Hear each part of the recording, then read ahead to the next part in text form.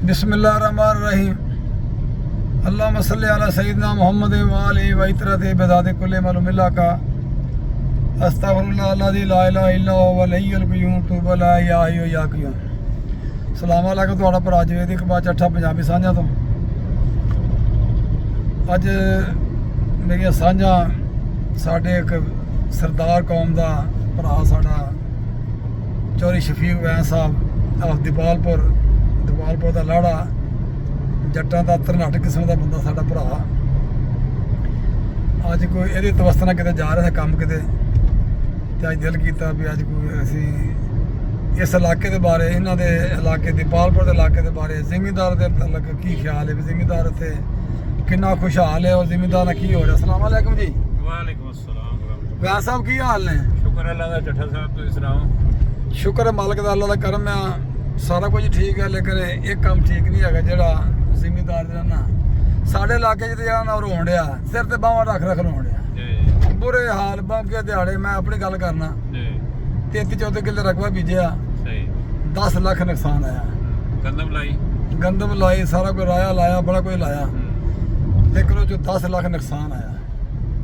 तुहाडे इलाके विच जिहड़ा वा सब्जियां वाला इलाका है, बेहतरीन इलाका है, मिठा पानी आ, फसलां होंदियां हर किस्म दियां, अपना मकई होंदी है, आलू होंदा है, मतलब खीरा होंदा, हर तरह की सब्जी तुहाडे पास। तुहाडा जिहड़ा दीपालपुर दा इलाका ना ये साडे जरी दे लिहाज नाल सब्जियात दे लिहाज नाल बहुत अगे साडे तो, और महंगाई भी बहुत, रकबा भी बहुत महंगा। तुसीं पैगाम की देना चाहोगे सारे अदारियां नूं, इस गवर्नमेंट नूं की पैगाम देना चाहोगे कि जिमीदारां ते कोई रहम करो? किस तरह रहम साडे ते कारण किस तरह जिमीदार बचे? कोई तरतीब दिओ ना, कोई तरबियत दिओ ना, दसो जरा भाई। जवेद इकबाल चट्ठा साहब साडे सरदार भाई ने ना जी पैगाम मेरा ये है, दीपालपुर तहसील जिहड़ी है हाँ जी ये पूरे पाकिस्तान की सब तो बड़ी तहसील और जरखेज तहसील है जी जी। ਜਿਹੜੇ ਜ਼ਿਮੀਂਦਾਰ ਨੇ ਉਹਨਾਂ ਨੇ ਆਪਣੇ ਆਪ ਨੂੰ ਕਨਵਰਟ ਕੀਤਾ ਸਬਜ਼ੀਆਂ ਵਾਲੀ ਸਾਈਡ ਤੇ। बिल्कुल एवें ਆਲੂ ਦੀ ਮੇਨ ਕ੍ਰਾਪ ਹੁੰਦੀ ਹੈ ਇੱਥੇ, ਮੇਨ ਫਸਲ ਹੁੰਦੀ ਹੈ, ਫਿਰ ਮਕਈ ਹੁੰਦੀ ਹੈ, ਮੂੰਜੀ ਹੁੰਦੀ ਹੈ, 3 ਮੇਨ ਫਸਲਾਂ ਨੇ। ਗੰਦਮ ਦੀ ਜਿਹੜੀ ਫਸਲ ਹੈ ਇਹ ਬਰਾਏ ਨਾਮ ਹੁੰਦੀ ਹੈ ਇੱਥੇ।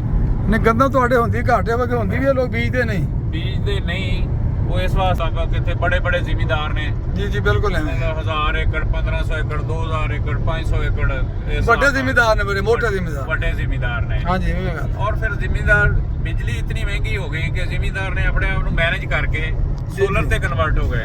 एवें गल सोलर ਤੇ ਕਨਵਰਟ ਹੋ ਕੇ ਉਹਨਾਂ ਨੇ ਆਪਣੇ ਆਪ ਨੂੰ ਬਚਾਇਆ। ਤੇ ਮੈਂ यही गुजारिश करना ਅਦਾਰਿਆਂ ਨੂੰ कि तहसील दीपालपुर ने अपने आप ਨੂੰ जिस तरह मतलब वो तो मैनेज कर लिया, लेकिन दूसरियां तहसीलां ਜਿਹੜੀਆਂ ਨੇ ਜਿੱਥੇ ਗੰਦਮ ਮੇਨ ਹੈ ਜਾਂ ਗੰਨਾ ਹੈ ਜਾਂ ਮਤਲਬ ਅਦਰ ਫਸਲਾਂ ਨੇ ਜਿੱਥੇ ਸਬਜ਼ੀਆਂ ਨਹੀਂ ਕਾਸ਼ਤ ਹੁੰਦੀਆਂ, ਉਹਨਾਂ ਵਾਸਤੇ ਗਵਰਨਮੈਂਟ ਨੂੰ ਚਾਹੀਦਾ ਹੈ ਕਿ ਖਾਦ ਸਬਸਿਡੀ ਤੇ ਦੇ, ਡੀਜ਼ਲ ਸਬਸਿਡੀ ਤੇ ਦੇ ਔਰ ਬਿਜਲੀ ਸਸਤੀ ਦੇ। बिल्कुल ਫਿਰ ਜ਼ਿਮੀਂਦਾਰ ਜਿਹੜਾ ਨਾ ਜੀ ਸਰਵਾਈਵ ਕਰ ਸਕਦਾ ਹੈ, ਅਦਰਵਾਈਜ਼ ਜ਼ਿਮੀਂਦਾਰ ਪਿਸ ਗਿਆ ਹੈ। ਤੇ ਮੇਰੀ government of Pakistan, government of Punjab ਨੂੰ ਗੁਜ਼ਾਰਿਸ਼ ਹੈ ਕਿ ਜ਼ਿਮੀਂਦਾਰ ਬਚਾਓ। ਜ਼ਿਮੀਂਦਾਰ ਕਿਸੇ ਵੀ ਮੁਲਕ ਦੀ ਤਰੱਕੀ ਦੇ ਵਿੱਚ ਰੀੜ ਦੀ ਹੱਡੀ ਸਾਬਤ ਹੁੰਦਾ ਹੈ, ਲੇਕਿਨ ਅਗਰ ਤੁਸੀਂ ਰੀੜ ਦੀ ਹੱਡੀ ਤੋੜ ਦਿਓਗੇ ਤੇ ਫਿਰ ਬੰਦਾ ਖਲੋ ਨਹੀਂ ਸਕਦਾ, ਬੰਦਾ ਨਾ ਮੁਲਕ ਖੜਾ ਹੋਏਗਾ ਨਾ ਬੰਦਾ ਖੜਾ ਹੋਏਗਾ। एवें गल ਤੇ ਇਹ ਮੇਰੀ ਗੁਜ਼ਾਰਿਸ਼ ਹੈ। ਯਾ ਹਯੋ ਯਾ ਕਯੂਮ। ਸ਼ਫੀਕ ਸਾਹਿਬ ਤੁਸੀਂ ਬੜੀਆਂ ਸੋਹਣੀਆਂ ਗੱਲਾਂ ਕੀਤੀਆਂ ਔਰ ਹਰ ਬੰਦਾ ਇਸ ਤਰ੍ਹਾਂ ਹੀ ਪਿੱਟਣ ਡਿਆ। ਹਾਂਜੀ ਤੁਹਾਡੇ ਕੋਲ ਤਾਂ ਵਸਾਇਲ ਹੈਗੇ ਨੇ, ਸੋਲਰ ਵੀ ਪਤਾ ਹੈਗਾ ਕਿੰਨੇ ਦਾ ਲੱਗਦਾ? ਸੋਲਰ ਵੀ 30 25 30 40 ਲੱਖ ਦਾ ਸੋਲਰ ਲੱਗਦਾ ਜੀ। ਜਿਹਨੇ ਜ਼ਮੀਨ 'ਚੋਂ ਪਾਣੀ ਕੱਢਣਾ ਫਿਰ ਜ਼ਮੀਨ ਦੇ ਵਿੱਚੋਂ ਉਗਾਉਣੀ, ਫਸਲ ਉਗਾਉਣੀ ਹੈ ਕਿ ਫਿਰ ਪਾਣੀ ਉਹਨੂੰ ਚਾਹੀਦਾ। ਸਬਜ਼ੀਆਂ ਤੈਨੂੰ ਪਤਾ ਕਿ ਪਾਣੀ ਹਰ ਚੌਥੇ ਪੰਜਵੇਂ ਦਿਨ ਪਾਣੀ ਮੰਗਦੀ ਆ। ਦੇਖ ਕੋਈ ਫਸਲਾਂ ਐਸੀਆਂ ਜਿਹੜੀ 8 ਦਿਨ ਪਤਾ ਨਹੀਂ ਕੱਢ ਜਾਂਦੀਆਂ ਤੇ ਕਈ ਜਿਹੜੀ ਨਹੀਂ ਕੱਢਦੀਆਂ। ਇਹਨਾਂ ਦਾ ਇੱਥੇ 2-2 2.5 ਲੱਖ ਵੀ ਠੇਕਾ ਹੈ, ਐਵੇਂ ਨਾ ਜੀ? 3 ਲੱਖ ਰੁਪਏ 3 ਲੱਖ ਰੁਪਏ ਠੇਕਾ ਜਾਂਦਾ 1 ਏਕੜ ਦਾ, ਫੀ ਏਕੜ 3 ਲੱਖ ਰੁਪਏ ਠੇਕਾ। ਸਾਡੇ ਉੱਥੇ ਉਸ ਬਾਰ ਦੇ ਵਿੱਚ, ਸਾਡੇ ਉਸ ਇਲਾਕੇ ਹਸਪੁਰ ਦੇ ਪਸਮਾਂਦਾ ਇਲਾਕੇ ਦੇ ਵਿੱਚ ਥੋੜਾ ਜਿਹਾ ਰਕਬਾ ਹੋ ਗਿਆ ਨਾ ਟਿੱਬੇ ਵਾਲਾ, ਤੇ 3 ਲੱਖ ਦਾ ਕਿੱਲਾ ਵੈਸੇ ਮੁੱਲ ਲੱਭ ਜਾਂਦਾ। ਬਿਲਕੁਲ ਇਸ ਤਰ੍ਹਾਂ ਹੀ ਹੈ। ਐਵੇਂ ਗੱਲ ਹੈ। ਬਿਲਕੁਲ ਜੀ। ਤੁਹਾਡਾ ਇਲਾਕਾ ਸਾਡੇ ਤੋਂ ਬਹੁਤ ਅੱਗੇ ਆ, ਇਸ ਵਾਸਤੇ ਤੁਹਾਨੂੰ ਅੱਲਾ ਨੇ ਵਸਾਇਲ ਵਾਸਤੇ ਪੈਸੇ ਦਿੱਤੇ ਨੇ, ਅੱਲਾ ਨੇ ਤੁਹਾਡੇ ਖਾਸ ਰਹਿਮਤ ਕੀਤੀ ਆ। ਅੱਛੇ ਲੋਕ ਵਾਸਤੇ ਨੇ, ਜ਼ਿਮੀਂਦਾਰ ਵੱਡੇ ਵਾਸਤੇ ਨੇ।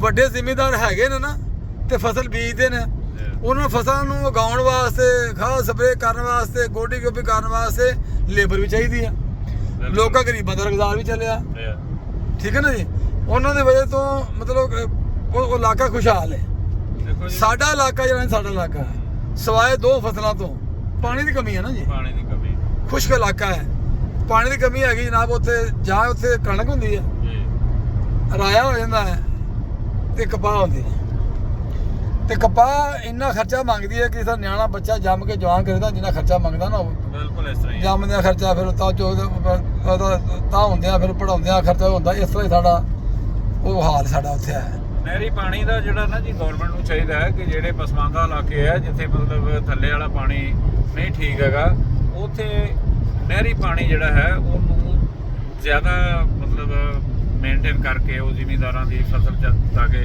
ਜਿਤਨੀ ਵੀ ਹੈ ਸਾਰੀ ਉਹ ਜ਼ਰਖੇਜ਼ ਹੋਵੇ ਸਾਰੀ ਨੂੰ ਪਾਣੀ ਲੱਗੇ ਫਿਰ ਜ਼ਿਮੀਂਦਾਰ ਸਰਵਾਈਵ ਕਰੇ ਮੈਂ ਗੱਲ ਕਰ ਰਿਹਾ ਵੀ ਜ਼ਿਮੀਂਦਾਰ ਜਿਹੜਾ ਬੰਦਾ ਉਹਨੂੰ ਜ਼ਿਮੀਂਦਾਰ ਦਾ ਖਿਆਲ ਹੈ ਅਹਿਸਾਸ ਵੀ ਹੈ ਜਿਹੜਾ ਜ਼ਿਮੀਂਦਾਰ ਕਰਦਾ ਹੀ ਨਹੀਂ ਉਹਨਾਂ ਕਰੋੜਾਂ ਅਰਬਾਂਪਤੀ ਵੈਸੇ ਕਾਰੋਬਾਰ ਕਮਾ ਕੇ ਉਹ ਮਹਿੰਗਾਈ ਦਾ ਦੌਰ ਜੋ ਹੋਇਆ ਕਿਹੜਾ ਕੋ ਪੁੱਛਣ ਡਿਆ ਕਿਸੇ ਨੇ ਇੱਥੇ ਕੋਈ ਪੁੱਛਦਾ ਪਿਆ ਕੋਈ ਨਹੀਂ ਅਗਰ ਮੈਂ ਚੀਜ਼ ਆਪਣਾ 50,000 ਦੀ ਲੈ ਲਈ ਆ ਤੇ ਮੈਂ ਲੱਖ ਦੀ ਵੇਚਣ ਡਿਆ ਪਤਾ ਵੀ ਲੋਕਾਂ ਨੂੰ ਬਾਹਰ 50 ਦਿੱਤੀ ਲੱਖ ਦੀ ਵੇਚਣ ਡਿਆ ਕਿਸੇ ਨਹੀਂ ਪੁੱਛਣਾ ਨਹੀਂ ਨਜਾਇਜ਼ ਮੁਨਾਫਾ ਨਾ ਨਜਾਇਜ਼ ਮੁਨਾਫਾਖੋਰੀ ਜਿਹੜੀ ਸਾਡੀ ਇਸ ਮੁਲਕ ਨੂੰ ਲੈ ਬੈਠੀ ਇਹ ਸੂਦ ਦੇ ਵਿੱਚ ਹੁੰਦੀ ਹੈ ਨਜਾਇਜ਼ ਮੁਨਾਫਾਖੋਰੀ ਬਿਲਕੁਲ ਇਹ ਨਾ ਜੀ ਕੁਝ ਮਹਿੰਗਾਈ ਜਿਹੜੀ ਹੈ ਨਾ ਉਹ ਸਾਡੀ ਖੁਦ ਆਵਾਮ ਨੇ ਕੀਤੀ ਖੁਦ ਸਾਡੇ ਕਾਰੋਬਾਰ ਤੇ ਤਾਜਰਾ ਕੀਤੀ ਹੈ ਹਾਂਜੀ ਤਾਜਰਾਂ ਨੇ ਕੀਤੀ ਹੈ ਹੁਣ ਵੇਖੋ ਜੀ ਮੈਂ ਕੋ ਤੁਸੀਂ ਜਿਹੜਾ ਆਲੂ ਦਾ ਜਿਹੜਾ ਪਿਆਜ਼ ਦਾ ਹਾਲ ਹੋਇਆ ਸਬਜ਼ੀ ਦਾ ਜੋ ਹਾਲ ਹੋਇਆ ਹੈ ਇੰਨੀ ਸਸਤੀ ਸਬਜ਼ੀ ਦੀ ਜ਼ਿੰਦਗੀ ਕਦੀ ਨਹੀਂ ਰਹੀ ਫਿਰ ਜਿਹੜੀ ਹੁਣ ਵੇਖੋ ਜੀ ਜ਼ਿੰਮੇਦਾਰ ਜਿਹੜਾ ਬੰਦਾ ਹੈ ਚਲੋ ਉਹ ਤੇ ਜਾਂ ਤੇ ਉਹਨੂੰ ਖਾਦ ਸਸਤੀ ਮਿਲੇ ਸਪਰੇਅ ਸਸਤੀ ਮਿਲੇ ਡੀਜ਼ਲ ਸਸਤਾ ਮਿਲੇ